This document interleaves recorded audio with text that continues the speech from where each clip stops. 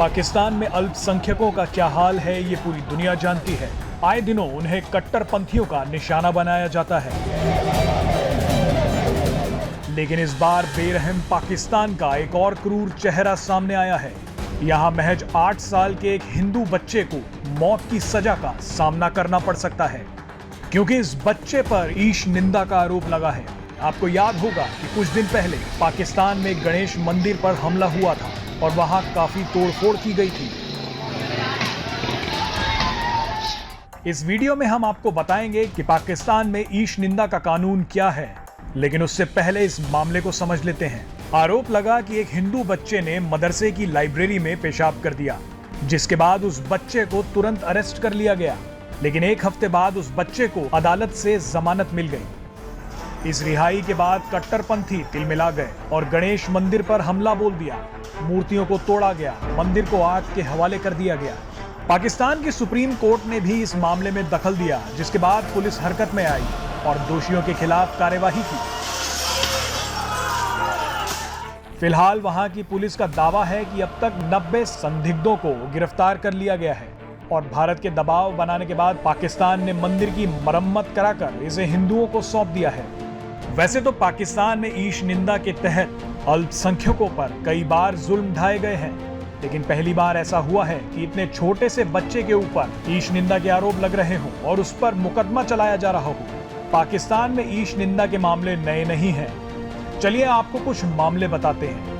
इस साल अप्रैल में पाकिस्तान के पंजाब प्रांत के एक अस्पताल की 2 ईसाई नर्सों पर हमला हुआ। उन पर आरोप लगा कि उन्होंने दीवार से इस्लामिक आयतों वाले स्टिकरों को हटाया है, जिसके बाद डॉक्टर मोहम्मद अली की शिकायत पर नर्सों के खिलाफ ईश निंदा के तहत मामला दर्ज कराया गया।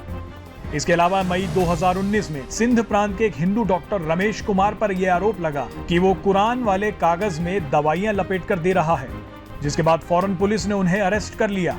उन्मादी भीड़ ने डॉक्टर के क्लिनिक में आग लगा दी। उनके मोहल्लों में दंगे हो गए। कई हिंदू घरों में तो आग तक लगा दी गई। पाकिस्तान में आसिया बीबी का केस भी काफी सुर्खियों में आया था। उनको भी ईश निंदा की वजह से न जाने कितने जुल्म झेलने पड़े। डर के कारण उनका पाकिस्तान में रहना असंभव हो गया और उन्हें कनाडा जाना पड़ा। उनका कसूर बस इतना था कि उन्होंने ईसाई होकर मुसलमानों के कप से पानी पी लिया था। चलिए अब जान लेते हैं कि पाकिस्तान में ईश निंदा का कानून क्या है। जब भारत पर अंग्रेजों की हुकूमत थी तो साल 1860 में उन्होंने धार्मिक झगड़ों पर लगाम लगाने के लिए कानून बनाया, जिसके तहत दोषी व्यक्ति को जुर्माने के साथ साथ 1 से 10 साल तक की सजा का प्रावधान रखा गया।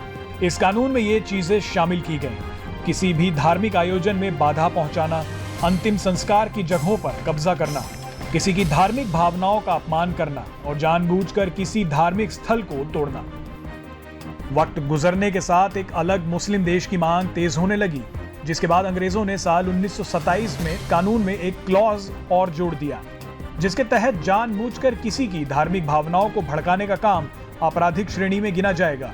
एक रिपोर्ट के अनुसार साल 1860 से साल 1947 तक ईश निंदा के केवल 7 मामले दर्ज किए गए। लेकिन अंग्रेज जाने से पहले भारत को 2 हिस्सों में बांट गए।